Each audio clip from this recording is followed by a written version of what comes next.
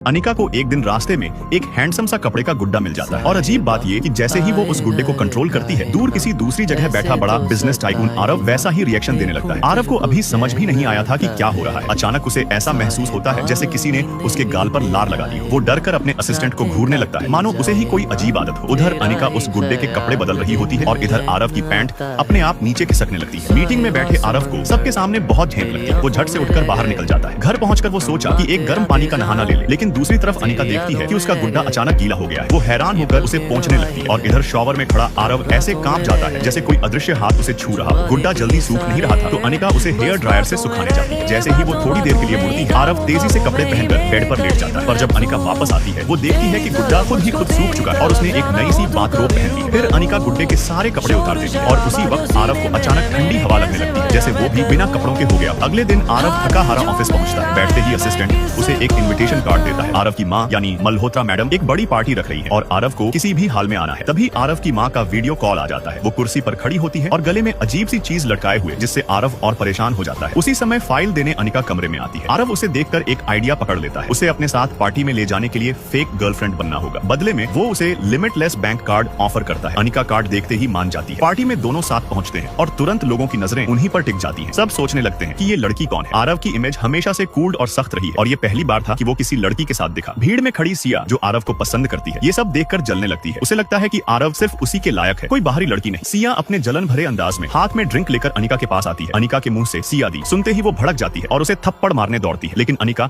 उसका हाथ पकड़ लेती है। सिया जब हाथ से कुछ न कर पाती तो वो अनिका पर ड्रिंक फेंकने की कोशिश करती है। अनिका तुरंत गुड्डे को सामने कर लेती है, लेकिन ड्रिंक अनिका पर नहीं पड़ता। वो सीधा आरव पर जा गिरता है, जो ठीक उसी समय वहाँ आ रहा होता है। सिया ये देखकर चौंक जाती है। उसे समझ नहीं आता कि उसने अनिका पर फेंका, पर गीला आरव कैसे हुआ। आरव भी समझ नहीं पाता और कपड़े बदलने चला जाता है। उधर अनिका अपने गंदे हुए गुड्डे को तुरंत वॉशरूम लेकर धोने लगती है और उसी समय आरव अपने कमरे में ऊपर से नीचे तक ठंडे पानी से भीग जाता है। अगर उसने खुद शॉवर खोला ही नहीं था तो ये पानी आया कहाँ से। अनिका गुड्डे को ड्रायर से सुखाकर वापस बाहर आती है तो फिर सिया उससे उलझने आ जाती है। वो कहती है कि अनिका सिर्फ पैसों के लिए आरव के पास आई है। अनिका भी साफ साफ मान लेती है कि हाँ, वो कार्ड उसके लिए काफी है। ये सुनकर सिया और चिढ़ जाती है और वो अनिका का गुड्डा छीन लेती है। अनिका अपने प्यारे गुड्डे को छुड़ाने की कोशिश करती है। खींचातानी में सिया उसे पूल में धक्का देने लगती है, लेकिन अनिका उसका हाथ पकड़ लेती है और दोनों साथ में स्विमिंग पूल में गिर जाती है। थोड़ी देर बाद आरव आता है और पूल में तैरते उसी गुड्डे को देखता है। साथ ही अपनी भीगी हुई हालत देखकर उसे यकीन हो जाता है कि ये गुड्डा असल में उसी से कनेक्टेड है। वो बिना सोचे पूल में कूदकर अनिका और गुड्डे दोनों को बचा लेता है। कुछ देर बाद अनिका होटल के कमरे में जागती है तो देखती है कि गुड्डे ने फिर से एक नया सा बाथरोब पहन रखा है और तभी बाथरूम से आरव नहाकर बाहर आ जाता है।